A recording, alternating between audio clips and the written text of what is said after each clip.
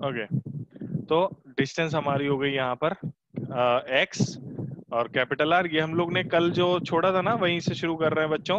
Magnetic field due to current carrying wire at its axis x distance away from the centre, axis पर away from the centre x distance. ठीक है ना? तो इसको हम लोग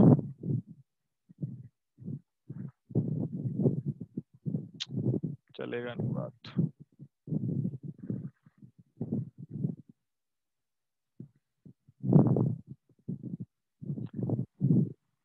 हाँ, तो ये एक्सिस का कलर बदल लिया, वो मजा नहीं आ रहा था। X distance away from the centre था, तो हमने एक छोटा सा करंट एलिमेंट काट लिया। उस करंट एलिमेंट के कारण आर, जो आर वेक्टर बना, इस आर वेक्टर का जो मैग्नीट्यूड होगा, वैल्यू होएगी, वो वैल्यू हमारी कितनी हो जाएगी बच्चों?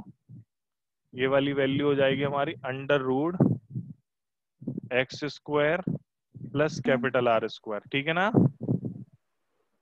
X square plus capital R square. अच्छा, अब आपको करंट एलिमेंट, करंट की डायरेक्शन जो होगी वो देखिएगा तो बहुत ध्यान से। हम इसको जरा जूम कर लेते हैं।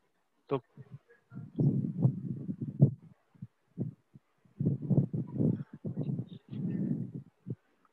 करंट एलिमेंट जो है बालकों, वो करंट एलिमेंट की डायरेक्शन कुछ ऐसी होगी। इधर से नहीं बन रहा सही। ये होगी करंट एलिमेंट की डायरेक्शन, आईडीएल वेक्टर, और ये आर वेक्टर हो गया। पता है इन दोनों के बीच का एंगल कितना आएगा? ये एंगल आएगा, 90। वेरी नाइस, ये एंगल आएगा आईडीएल और आर के बीच का एंगल 90 डिग्री। हमको आईडीएल और आर के बीच का एंगल चाहिए होता है, तो आईडीएल और आर के बीच का एंगल बच्चों यहाँ पर आएगा 90 डिग्री। तो थीटा की वैल्यू हमारी 90 डिग्री हो गई। सबसे पहली बात तो ये फिक्स हो गई कि ये जो है हमारी थीटा की वैल्यू हो गई 90 डिग्री। ठीक है, फॉर्मूला हम लोग लगाएंगे बायो सेवर्ट लॉ, उसी की तैयारी की जा रही है। अब आईडीएल क्रॉस आर, तो मैग्नेटिक फील्ड की डायरेक्शन कौन सी आएगी ये और बता दो बस मुझे। मैं पी पॉइंट को जरा खिसका के इधर कहीं लिख दूं, बताओ, जल्दी बताओ। सर इनवर्ट्स आएगी। इनवर्ट्स मतलब ऐसे ऐसे में आएगी, देखना। जैसे अगर आपके पास कोई कड़ा वगैरह है, ऐसे कोई कड़ा रिंग जैसा कुछ है, मेरे पास तो नहीं दिख रहा, मेरे पास ही ढक्कन है इसका, टिफिन का। हाँ, ये है मेरे पास ऐसे टिफिन का ढक्कन। तो ऐसे है, ये टिफिन का ढक्कन है मेरे पास। तो आईडीएल क्रॉस आर कर रहे हैं हम लोग, आईडीएल क्रॉस आर। आईडीएल इधर है, आप लोगों की तरफ है आईडीएल, ठीक है। और आर आपका जो होएगा वो ऐसा सा हो जाएगा, ऐसा कुछ समथिंग लाइक दिस। क्लियर है कि नहीं है? Yes sir. ठीक है, यस सर। ठीक है। अब मैं इन दोनों को छोड़ रहा हूँ, मतलब आईडीएल क्रॉस आर। तो अंगूठा यहाँ पर थोड़ा सा ऐसे की तरफ को आ गया ना, अंदर की तरफ को ऐसे में। Yes sir. ठीक है, तो ये अगर आपको समझ में आ गया है तो अब हम लोग टिफिन को बंद कर सकते हैं।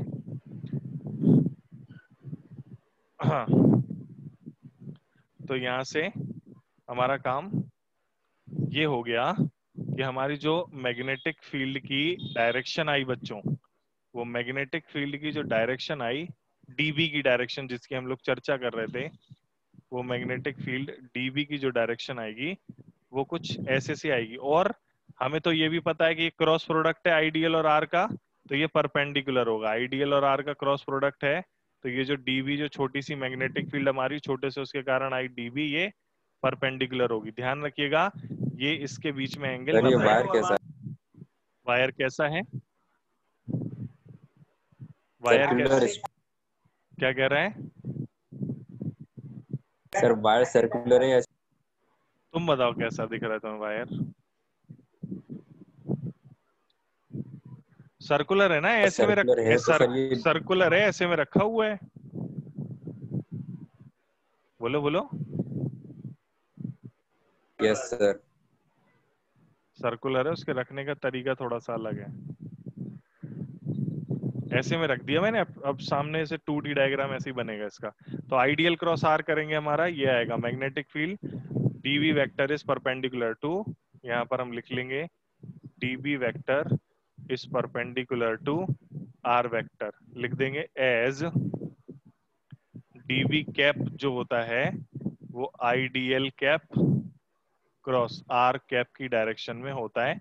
तो वो डीवी जो यूनिट वेक्टर है वो आईडीएल के भी परपेंडिकुलर आएगा, और डीवी जो वेक्टर डीवी जो आता है वो आई कैप के भी परपेंडिकुलर, आर कैप के भी परपेंडिकुलर आएगा। मतलब जो जब हम दो क्रॉस प्रोडक्ट करते हैं किन्हीं दो वेक्टर्स का, तो हमारा जो रिजल्टेंट आता है वो दोनों के परपेंडिकुलर होता है। ये सबसे बेसिक बात है, वेक्टर्स में हम लोगों ने पढ़ी थी। जब हम दो वेक्टर्स का मल्टीप्लाई करते हैं तो जो रिजल्टेंट आता है, कल भी मैंने बताया था, वो दोनों के परपेंडिकुलर आता है।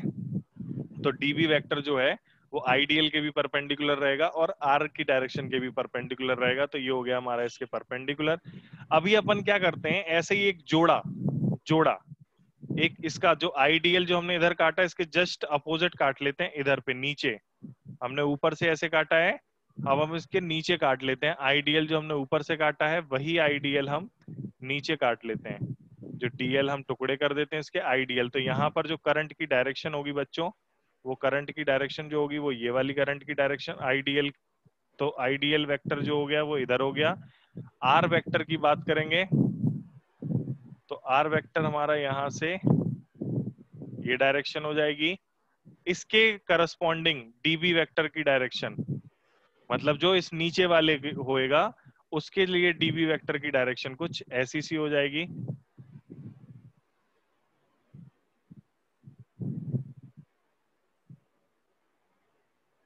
ऐसी डीबी की डायरेक्शन हो जाएगी इसकी, ये डीबी की डायरेक्शन हो गई। अच्छा, अगर हम ऐसे डॉटेड कर देते हैं, यहाँ पर डॉटेड लाइन बना देते हैं इस जगह पर, और ये परपेंडिकुलर ही रहेगा, ऐसे करके हम डॉटेड लाइन बना देते हैं। ये एंगल को यदि हम थीटा मान लेते हैं तो ये वाला एंगल भी तो थीटा होगा। बोलो हाँ या ना। Yes sir. ठीक है, तो अगर हम डीबी का ऊपर वाले डीबी का एक कंपोनेंट निकालते हैं, वो कितना आएगा इधर, डीबी कॉस थीटा, और नीचे वाला डीबी कितना आएगा बच्चों, डीबी, ओए नीचे वाले का कंपोनेंट भी आएगा DB cos theta. Yes sir. दूसरा कंपोनेंट इनका अंदर की तरफ को आएगा डीवी साइन थीटा।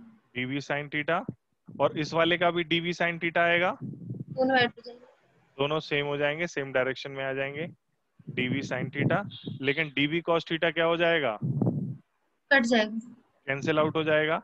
तो आपको जब डीबी का इंटीग्रेट करो, आप देखना यहाँ पर खास बात जो है, पहले तो हम लगाते हैं यहाँ पर कौन सा, बायोसेवर्ट लॉ, अप्लाइंग बायोसेवर्ट लॉ। देखना ध्यान से,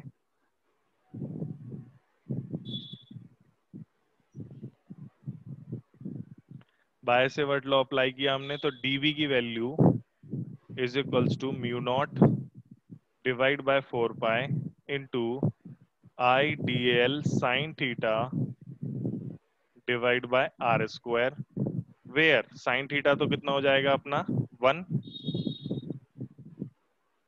1, एज थीटा कितना है 90 डिग्री, डायग्राम में देखा हमने। दूसरी बात, आर की वैल्यू कितनी हो जाएगी, under root x square plus radius का square, which means r square की वैल्यू हो जाएगी x square plus are square. ये दोनों वैल्यूज हमने यहाँ पर रख दी, और इसकी डायरेक्शन जो है वो तो है ही है, इसका मैग्नीट्यूड हो रहा है ये। तो डीबी का जो मैग्नीट्यूड आया बच्चों, वो आया हमारा mu naught divide by 4 pi into I D L divide by x square plus R S. अभी साइन थीटा नहीं, अभी डीबी की वैल्यू ये आई, ये डीबी का मैग्नीट्यूड आया। अब अगर आपको निकालना है net net magnetic field due to complete ring, net magnetic field due to complete ring, सोचना और समझना। नेट मैग्नेटिक फील्ड, नेट निकालने के लिए हम क्या करते हैं, बोलो सर क्या करते इंटीग्रेट हैं, करते हैं। इंटीग्रेट करते हैं। तो बी वेक्टर, अब वेक्टर क्वांटिटी है तो इंटीग्रेट भी डीबी को नहीं करेंगे, डीबी वेक्टर को करेंगे। तो यहां पर हम लिखेंगे डीबी वेक्टर का इंटीग्रेट करेंगे तो वो आएगा डीबी साइन थीटा के बराबर। Why, because DB cos theta, सारे के सारे डीबी कॉस थीटा कैंसिल हो जाएंगे। ये वेक्टर का आपका व्यवस्था है, आपको इसीलिए नीचे एक इसका पेयर बनाना पड़ा। फिर से हम आपको दिखाते हैं, वहां पर हमने क्या किया, हमने एक अगर करंट एलिमेंट ऊपर काटा है तो उसके करस्पॉन्डिंग करंट एलिमेंट नीचे काटा है। मान लो आपका मन करता है नहीं हम ऊपर से नहीं काटेंगे सर, हम तो इधर से काटेंगे, इधर इधर इधर, ये हमने इधर छोटा सा करंट एलिमेंट काट लिया, तो इसके करस्पॉन्डिंग आपको करंट एलिमेंट इधर से काटना पड़ेगा एक और। क्यों? तभी एक के वजह से मैग्नेटिक फील्ड का जो कॉस थीटा कंपोनेंट होगा वो आमने सामने होने की वजह से कट जाएगा। बाकी दूरी अगर आप देखो तो उससे लेकर के पी पॉइंट तक की भी दूरी वही स्मॉल आर ही रहेगी। रहेगी कि नहीं रहेगी? Yes sir. Yes sir. Ring है ना वो, तो रिंग ऐसे है, उसके बिल्कुल सेंटर पे रिंग के हर पॉइंट से एक्सिस के किसी भी पॉइंट की दूरी सेम रहती है। उस पॉइंट की दूरी रिंग के हर पॉइंट से सेम रहती है, दूरी भी सेम रहेगी, एंगल भी, सब कुछ मतलब मैग्नीट्यूड सेम रहेगा। केवल क्या बदल जाएगा, उनके एंगल बदलते जाएंगे। लेकिन एंगल बदलते जान दो, साइन थीटा हर एक का अलोंग दी एक्सिस अंदर की तरफ ही आएगा, और कॉस थीटा हर एक का ऐसे सर्कल बनाते हुए एक दूसरे से कटते चले जाएंगे, कटते चले जाएंगे, कटते चले जाएंगे, और अल्टीमेटली आपके पास कॉस थीटा बचेगा ही नहीं। डीवी डीवी डीवी डीवी, सारे डीवी को इंटीग्रेट करोगे, इंटीग्रेट बोल तो ऐड, ऐड करना आसान नहीं है, आपको वेक्टर से ऐड करना पड़ता है। फिर से बता रहा हूं मैं, डीबी जो मैग्नेटिक फील्ड है वो एक वेक्टर क्वांटिटी है। मैग्नेटिक फील्ड को अगर आप ऐड करोगे तो साधारण तरीके से आप ऐड नहीं कर पाओगे, आपको उसे वेक्टर तरीके से ऐड करना है बालकों। इसीलिए आपको उसके कंपोनेंट करके, ये कंपोनेंट एक जुगाड़ है। डीबी इंटीग्रेट करना वेक्टर इतना आसान होता नहीं है। इंटीग्रेशन जो होता है वो आसान होता है, लेकिन वेक्टर का इंटीग्रेशन करना आसान नहीं होता। क्यों? क्योंकि वो वेक्टर है। वेक्टर साधारण तरीके से थोड़ा ही जुड़ता है, उसमें तो व्यवस्था होती है। व्यवस्था ये है कि इसमें ये जो है, जो भी हमारे सिलेबस में जो भी इंटीग्रेशन आए हैं और आएंगे, वो सारे इंटीग्रेशन आसान कैटेगरी के इंटीग्रेशन है। आइदर वो सिंपल हो, मतलब स्केलर क्वांटिटीज वाले इंटीग्रेशन हो, चाहे वेक्टर क्वांटिटीज वाले इंटीग्रेशन हो। If they are vector quantity integration, then they are giving somewhere अपन को ऐसा कुछ दे देते हैं जिससे अपने को सिस्टम आसान हो जाता है अपने लिए। जैसे यहां पर आसान हो गया, डीबी को हमें जोड़ना था, सारे डीबी को, पूरे दुनिया भर के करंट एलिमेंट मिलते, उन सभी करंट एलिमेंट के सारे डीबी को हमें जोड़ना था। तो उन सारे डीबी को जब हम जोड़ेंगे, डीबी डीबी डीबी, तो उनमें कॉस थीटा वाला आएगा ही नहीं, वो कट जाएंगे अल्टीमेटली, और बचेगा केवल साइन थीटा वाला कंपोनेंट। यहाँ पर जो थीटा ये है, वही थीटा हमारा आर वाला थीटा भी रहेगा। अब ये कैसे रहेगा इसको भी देख लेते हैं।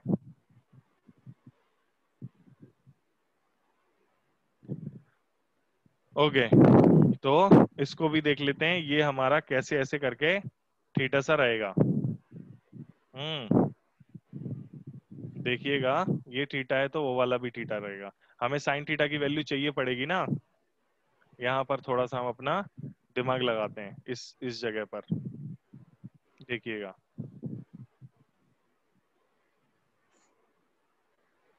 ये वाला एंगल थीटा है, तो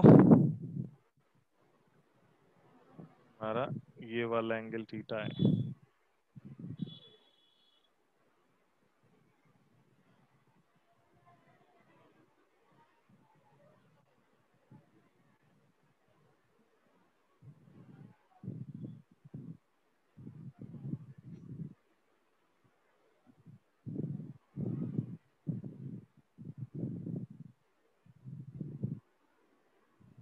क्या हुआ, ये एंगल थीटा है, ऊपर वाला एंगल, ये वाला एंगल थीटा है। ओके,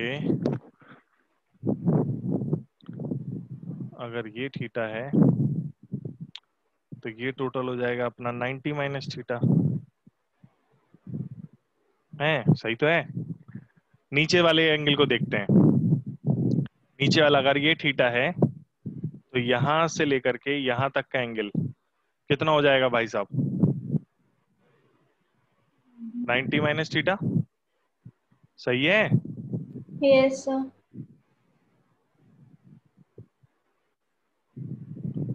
अगर ये थीटा है तो ये एंगल हो जाएगा अपना 90 माइनस थीटा। अच्छा, उसी तरह ये वाला एंगल भी हो जाएगा अपना, अगर ये थीटा है तो ये वाला एंगल भी हो जाएगा अपना 90 माइनस थीटा। ओके, अब ग्रीन लाइन से ऊपर वाली ग्रीन लाइन और नीचे वाली ब्लैक लाइन जो ये डीबी वाली लाइन है, इन दोनों के बीच का एंगल है 90 डिग्री। आपको दिख रहा होगा, ये वाले एंगल की बात हो रही है, टोटल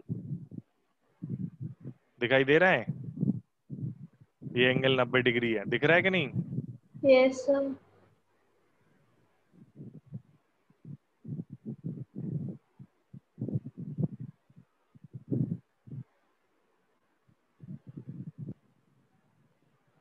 ठीक है, तो यानी कि हमारा एंगल 90 डिग्री था, इस वाली लाइन और इस वाली लाइन के बीच का एंगल 90 डिग्री था। तो इस 90 डिग्री में यहां से यहां तक का तो 90 है, 90 माइनस थीटा है।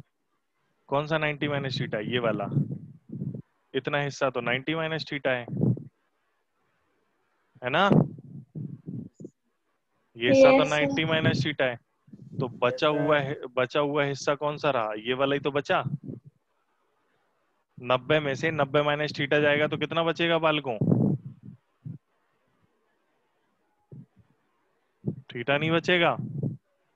और उसी तरह ऊपर वाले का कॉन्सेप्ट हम लोग देख लेते हैं। अगर ये 90 माइनस थीटा है तो फिर ये वाला एंगल हमारा थीटा बचेगा। बस हो गया काम अपना। यानी कि अब देखिएगा,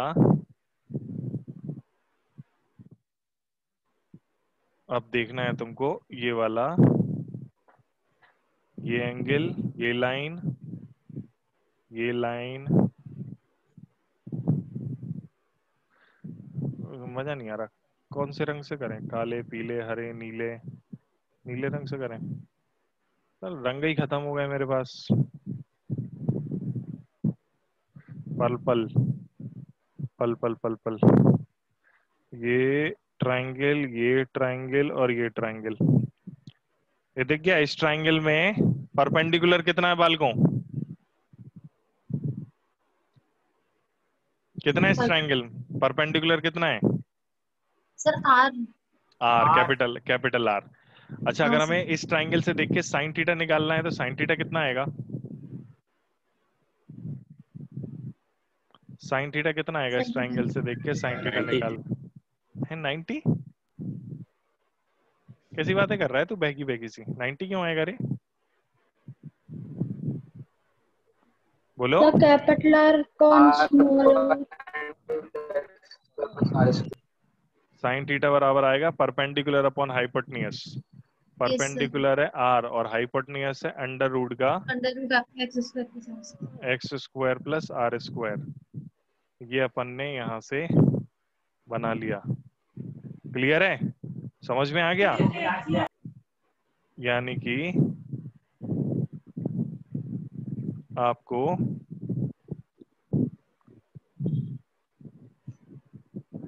साइन थीटा बराबर परपेंडिकुलर अपॉन हाइपोटेन्यूज।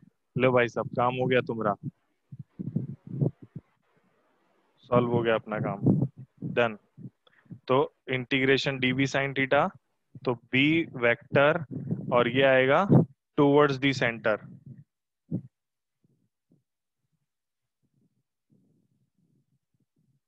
डायरेक्शन अपने सवाल के हिसाब से इसकी जो डायरेक्शन आ रही है वो टुवर्ड्स दी सेंटर आ रही है। ध्यान रखिएगा, जो डायरेक्शन हमारी आ रही है वो टुवर्ड्स दी सेंटर आ रही है। तो बी वैल्यू का जो मैग्नीट्यूड आया हमारा, इंटीग्रेशन डीबी, डीबी का फॉर्मूला वैल्यू क्या आया था? म्यू नॉट अपॉन 4 पाई। क्या आ गया? आ गया, आ गया। चलो, इंटरनेट बंद हो गया था एक सेकंड के लिए। हाँ, तो हम लोग एकदम सही कर रहे थे। म्यू नॉट आई अपन I D L upon R square. R square की जगह क्या लिखा था? X square plus capital R square, ये वैल्यू आई थी। और साइन थीटा, साइन थीटा की जगह क्या लिख लेंगे अपन लोग? ये इंटीग्रेशन में है सारा। साइन थीटा की जगह लिख लेंगे परपेंडिकुलर अपॉन हाइपोटेन्यूज। परपेंडिकुलर ये था और हाइपोटेन्यूज था under under root root x square plus R. X square plus are square. तो कांस्टेंट क्या क्या है इसमें? सभी कांस्टेंट है। डीएल के रिस्पेक्ट में इंटीग्रेट करना है, सभी कुछ कांस्टेंट हो गया वो तो। Mu naught Yes, sir. Constant है ही, 4 पाई कांस्टेंट है ही, कांस्टेंट, आर कांस्टेंट। आई तो बदलने नहीं वाला, रेडियस तो बदलने नहीं वाली, x square plus are square की पावर 3/2, ना तो डिस्टेंस बस डीएल के कंपैरिजन में, डीएल के रिस्पेक्ट में, और सारे और डायरेक्शन क्या आएगी हमारी, टूवर्ड्स द सेंटर। सारे डीएल साइन थीटा सेंटर की तरफ जा रहे थे ना, तो फाइनल आंसर भी सेंटर की तरफ आएगा, टूवर्ड्स द सेंटर। तो बी की वैल्यू जो हमारी आएगी, यहां से मैग्नीट्यूड निकाल लेते हैं, म्यू नॉट आई, सारे हम छोटे छोटे उसको जोड़ेंगे तो क्या बनेगा, डीएल डीएल डीएल डीएल को जोड़ेंगे तो क्या बनेगा, तो सरकमफ्रेंस बन जाएगा। सरकमफ्रेंस बन जाएगा, जो कि 2 पाई पाई आर। Capital R. तो 2 पाई से 4 पाई यहाँ पर काट लेते, चाहो तो काट लो, नहीं चाहो तो मत काटो, काहे कि म्यू नॉट अपॉन 4 पाई की इकट्ठी वैल्यू 10⁻⁷ होती है। चाहो तो काट लो, नहीं चाहो तो मत काटो, सेम थिंग है, कोई नहीं फर्क पड़ता। 2 पाई से 4 पाई कट गया 2 बार, म्यू नॉट 2 बार कट गया, आंसर आ गया हमारा बी का magnitude, B is equals to mu naught I R square divide by x square plus are square की पावर 3/2। सही है कि खराब है, बताओ किसी को कुछ समस्या है तो पूछने में। एक्स एक्स तो आया ही नहीं ना, सर 2 भी तो नहीं आएगा। अरे ऊपर एक्स था ना, हमने एक्स लिखा नहीं, कैपिटल आर था ऊपर, तो परपेंडिकुलर हाइपोटेन्यूज 2 भी नहीं लिखा मैंने, और 2 भी नहीं लिखा, बस ठीक है, और कुछ नहीं कर सकते इसमें। अगर कुछ तो हमने गड़बड़ कर दी दया इसमें, कैलकुलेशन में क्या गलत कर दिया हमने, I D L upon x square plus are square sine theta की value perpendicular upon hypotenuse, perpendicular है आर, cos थीटा था बेस अपॉन हाइपोटेन्यूज, कुछ तो गलत कर दिया हमने, एंगल में गलत कर दिया या कहीं कुछ तो गलत कर दिया, cos थीटा वाले हमारे कट गए।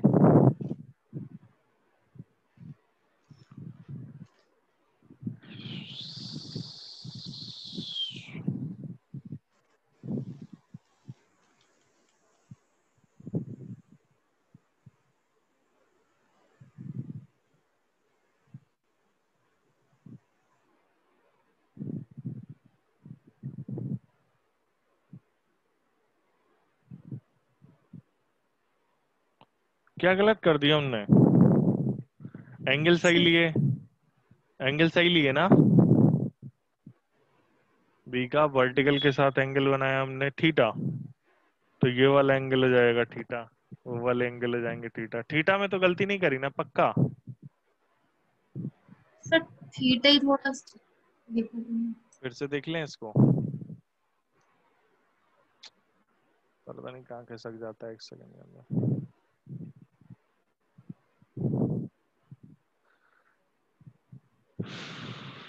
क्या गलती करी, अगर वर्टिकल से ये एंगल थीटा है तो ये 90 थीटा है, अगर ये 90 थीटा है तो ये, और ये टोटल 90 था तो ये थीटा बचा, उसी तरह ये थीटा है तो ये 90 थीटा है, और ये 90 थीटा है तो 90 से 90 थीटा गया तो ये थीटा बचा। सही है यार, हमने एंगल तो थीटा सही लिखा, बी का, ओ नहीं सही तो, हाँ नहीं सही तो है, सही तो है, सही तो है, सही तो है, सही तो लिखा हमने यार, सब सही है। बारिश हो गई,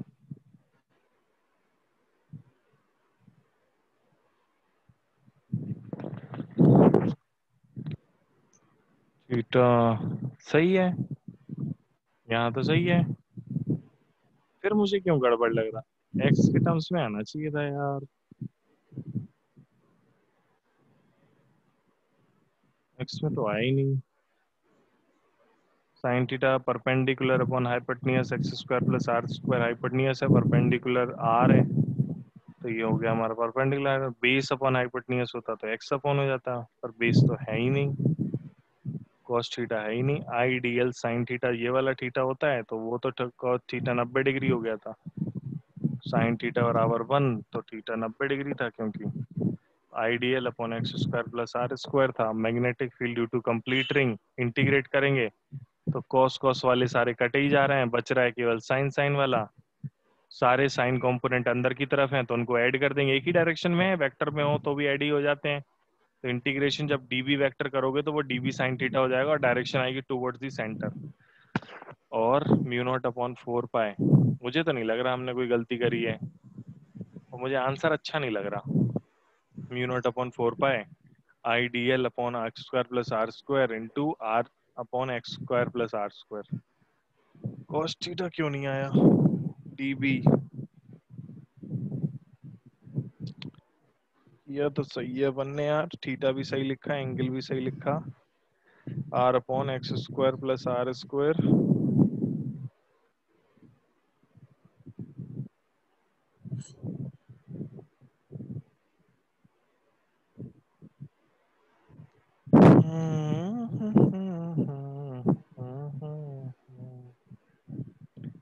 जब हम सेंटर पे जाएंगे तो x की वैल्यू 0 हो जाएगी, तो b अपना 0 थोड़ी हो रहा है।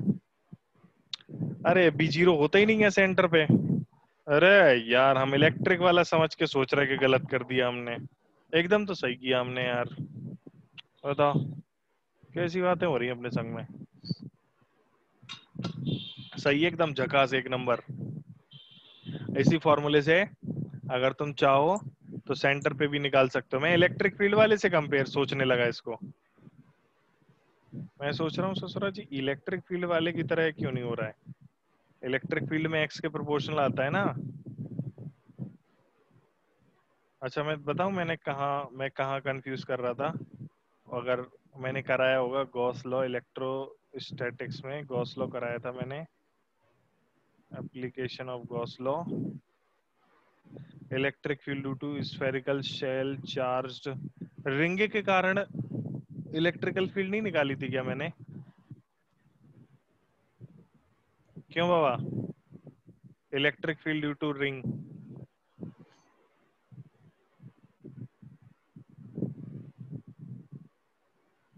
रिंग के कारण नहीं निकाली यार मैंने। सर नहीं निकाली है। अरे यार निकालना चाहिए था हमें। चल इलेक्ट्रिक फील्ड निकालते हैं, कोई दिक्कत नहीं, करते हैं electric field due to ring. Electric field due to uniformly charged ring at its axis, charged ring at its axis, axis पर निकालते हैं। वही जो हमने कल रिंग बनाई थी वही रिंग बनाते हैं, ऐसे करके रिंग बनाते हैं। ये रिंग जो है अपनी चार्ज्ड रिंग है।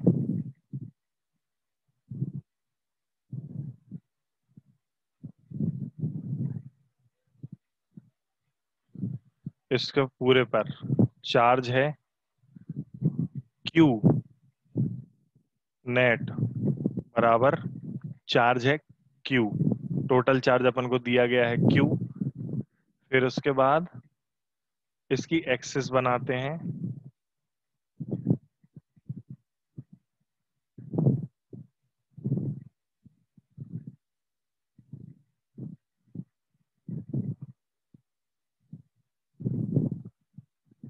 ये उसकी एक्सिस है, एक्सिस पर कोई पॉइंट अपन ने P मान लिया। मैग्नेटिक फील्ड, इलेक्ट्रिक फील्ड रे, इलेक्ट्रिक फील्ड, ये इलेक्ट्रिक फील्ड वाला कर रहे हैं हम। और मैं ये बताना चाहता हूँ सिमिलैरिटी, आपको दिखाना चाहता हूँ सिमिलैरिटी क्या है। P पॉइंट ये रहा, हमने ऊपर से एक छोटा सा एलिमेंट काटा, और इसको करंट एलिमेंट नहीं कहेंगे, छोटा सा चार्ज हो गया ये। इस चार्ज की वैल्यू हो गई dq, dq बराबर हो जाएगा लैम्डा इंटू dl, और लैम्डा यहाँ पर हो जाएगा हमारा total charge upon total length. Total charge क्या है q, टोटल लेंथ कितना है 2 pi capital R, lambda into dl। Lambda constant रहेगा, अपना रेडियस इसका कितना माना गया है, रेडियस मान लेते हैं दिया गया है हमको कैपिटल R, एक r रेडियस की यूनिफॉर्मली चार्ज्ड रिंग है, उसकी वजह से हम उसके एक्सिस पर कोई एक पॉइंट P है, वहां P पर हम इलेक्ट्रिक फील्ड निकालना चाह रहे हैं। इलेक्ट्रिक फील्ड जो आएगी इसके कारण, अब अवे फ्रॉम द चार्ज, इसमें पॉजिटिव चार्ज के कारण इलेक्ट्रिक फील्ड आती है अवे। जो हमने अभी किया वो थोड़ा मुश्किल है, इस वाले से तनिक सा मुश्किल है, वो आसान नहीं है, वो इससे थोड़ा सा मुश्किल ही है। तो हम क्या करेंगे, यहाँ पर दूरी ये है, तो इलेक्ट्रिक फील्ड इसके कारण ये आएगी, जो छोटी सी इलेक्ट्रिक फील्ड डी आएगी ना बच्चों, वो इस तरफ आएगी। उसी तरह यदि हम कोई एक इसके करस्पॉन्डिंग सामने से काट लेते छोटा सा dl, उसका भी चार्ज dq होता, उसकी भी वैल्यू लैम्डा इंटू dl होती। तो उसके कारण इलेक्ट्रिक फील्ड जो आती बालकों, वो आती हमारी ये वही डी, इस away from, positive away from होता और नेगेटिव होता तो टुवर्ड्स दी चार्ज होता, अवे फ्रॉम दी चार्ज। अब हम लोग क्या करते हैं, यहाँ पर ऐसे करके एक सीधी ऐसी सी लाइन बना देते हैं। अब वो ऐसी बना दी, बस इसका कोई खास कारण है नहीं है, बस बना दी मैंने, तो बना दी, मेरा मन किया सो बना दी। अब अपन लोग यहाँ से ये एंगल अगर थीटा है तो भाई साहब ये वाला एंगल भी थीटा होगा, एक मिनट, ये वाला एंगल भी थीटा होगा, और अगर ये उसके बाद ये वाला एंगल भी थीटा होगा और ये वाला एंगल भी थीटा होगा। तो डी के कंपोनेंट किए हमने, सुनना बच्चा लोग, डी के हमने कंपोनेंट किए। एक डी का कंपोनेंट आएगा इस डायरेक्शन में, और कितना आएगा डी कॉस थीटा, और एक डी का कंपोनेंट आएगा ऊपर की डायरेक्शन में, कितना आएगा डी साइन थीटा। फिर नीचे वाले के भी कंपोनेंट किए, उसका भी कॉस थीटा इधर ही आएगा,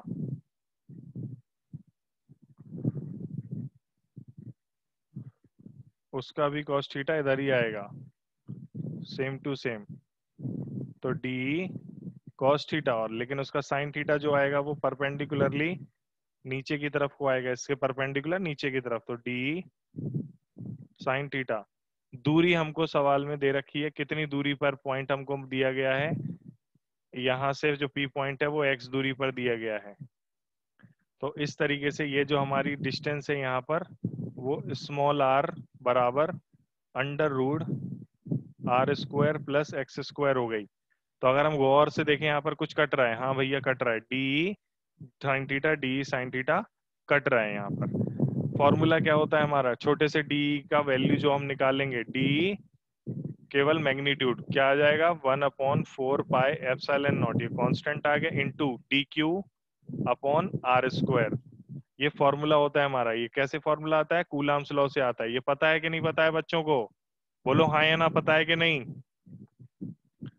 बोलो जल्दी बोलो, पता है कि नहीं पता है। सोनकर तुमको पता है ये फॉर्मूला,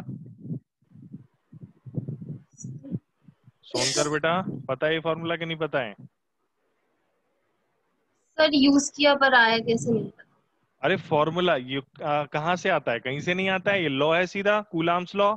कूलाम्स लॉ अपन से कहता है कि जो फोर्स लगता है दो चार्जेस के बीच में, वो k q1 q2 upon R square, और k होता है 1/4 पाई एप्सिलॉन नॉट। और अगर हमें इलेक्ट्रिक फील्ड निकालनी है तो उसमें एक चार्ज का डिवाइड कर देते हैं, तो k q upon R square बचता है, k यानी कि 1/4 pi epsilon naught, 1/4 pi epsilon naught q upon R square. r जो है चार्ज से पॉइंट की दूरी होती है। तो चार्ज हमने छोटा सा टुकड़ा काटा है, कितना टुकड़ा काटा है, dq टुकड़ा काटा है, कितनी लेंथ है इसकी dl, तो लैम्डा इंटू dl, लैम्डा है हमारी current density, sorry charge density, lambda जो है बच्चा लोग चार्ज डेंसिटी। कोई बताना चाहेगा कितनी होगी यहाँ पर,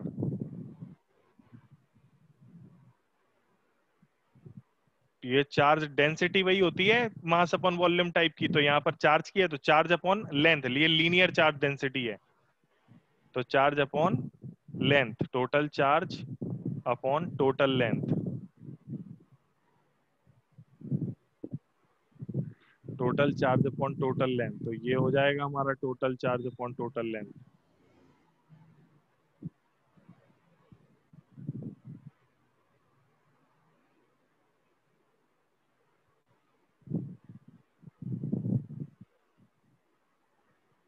लैम्डा बराबर q अपॉन 2 पाई आर, ये हो जाएगा हमारा total charge upon total length. एक d की वैल्यू आ गई, सारे d साइन थीटा कट जाएंगे, इंटीग्रेट करेंगे, बिल्कुल वैसे इंटीग्रेट कर देंगे। सो नेट इलेक्ट्रिक फील्ड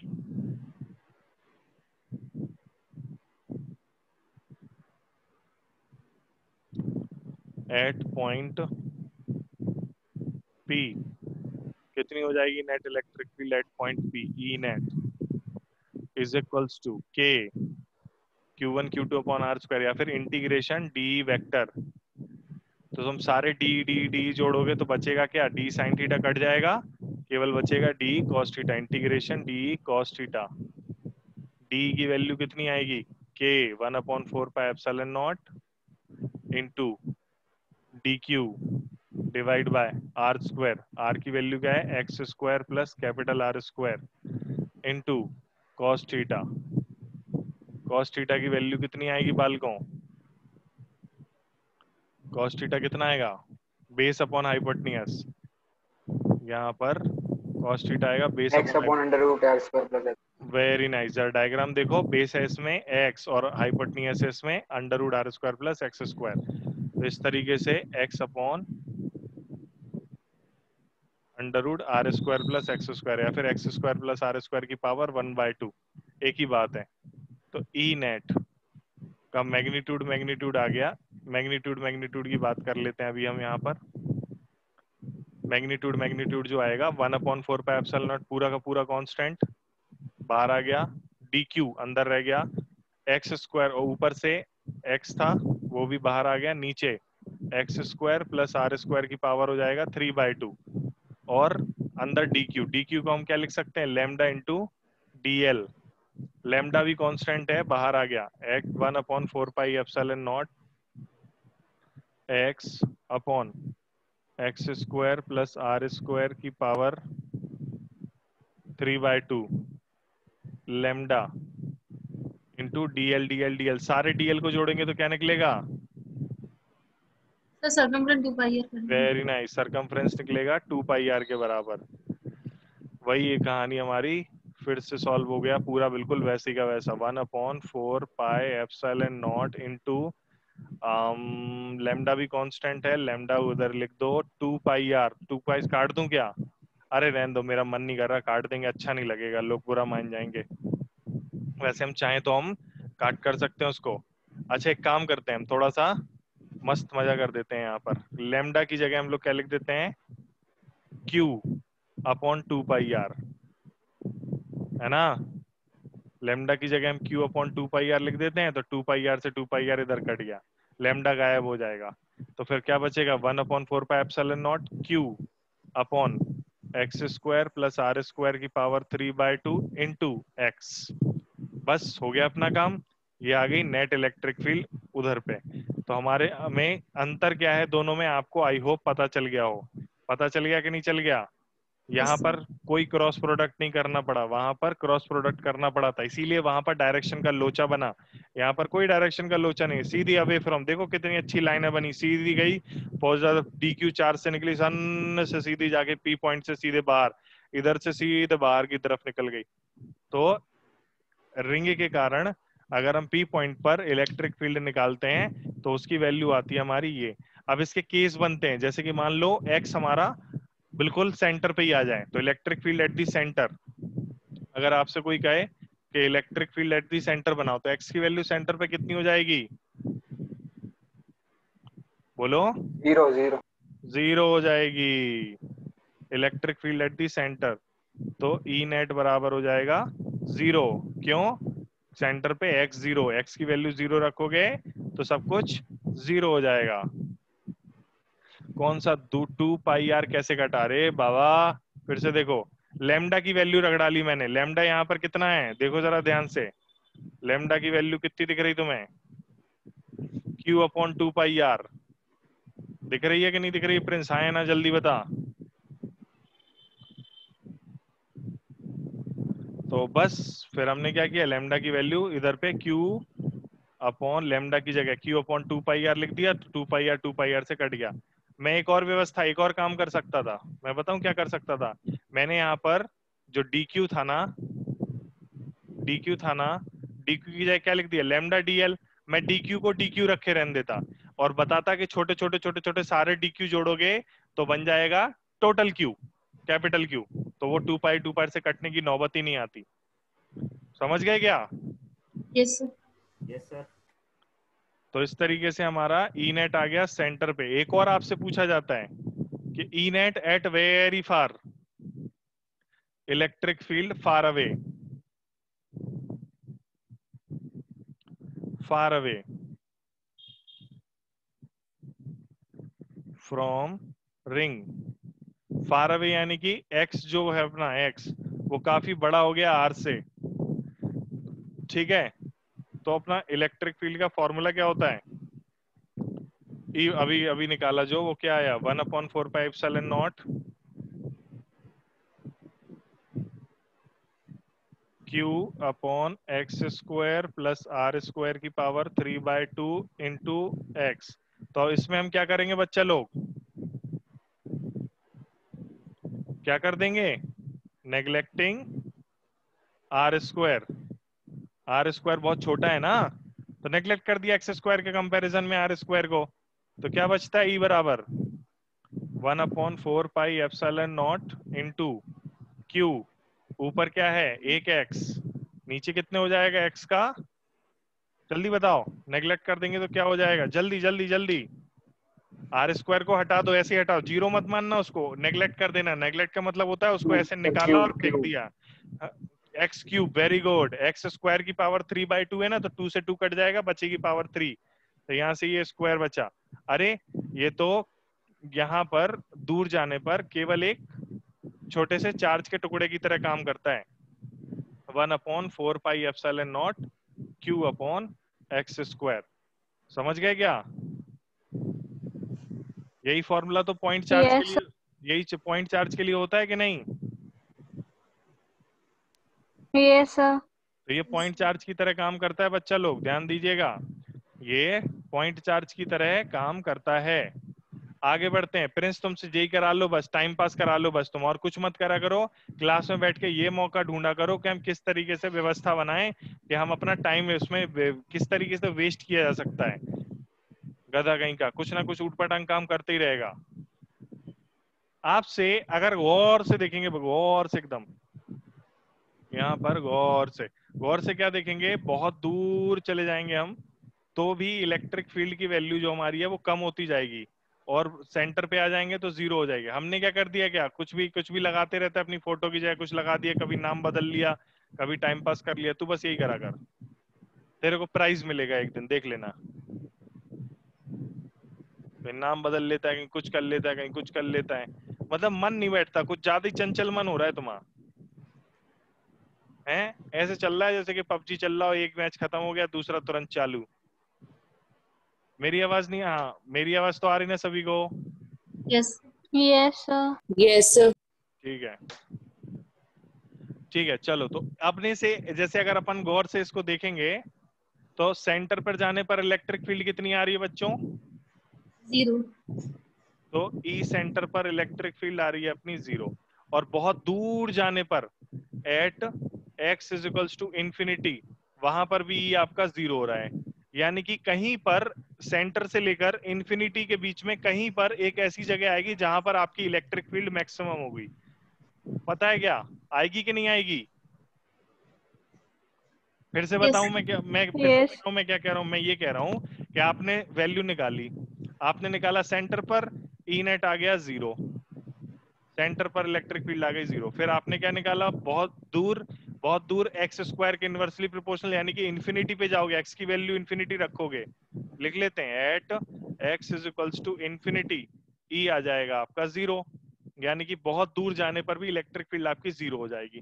तो इसका सीधा सीधा सा एक मतलब है कि बीच में कहीं पर ऐसा होगा जहां पर इलेक्ट्रिक फील्ड आपकी मैक्सिमम होगी। क्यों, इस तरफ भी 0 है, इस तरफ भी 0 है, तो बीच में कहीं पर ज्यादा होगी, फिर वहां से दोनों तरफ जाते जाते वो घट रही है। हाँ या ना, Yes, Yes, sir. sir. आपको यही पता लगाना है कि कौन सी जगह पर इलेक्ट्रिक फील्ड मैक्सिमम होगी। Sir, at 90 degree पे तो नहीं होगी? 9 डिग्री से क्या मतलब है, यहाँ पर डिस्टेंस एक्स की वो वैल्यू बतानी है जिस पर इलेक्ट्रिक फील्ड मैक्सिमम होगी। Electric field will be maximum eight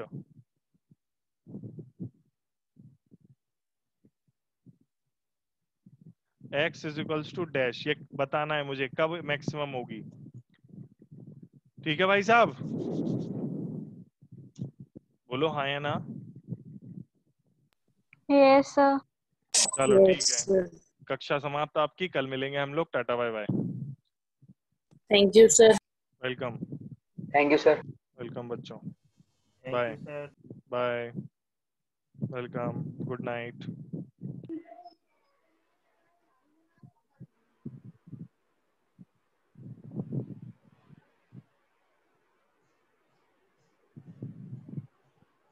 चलो बाय, गुड नाइट।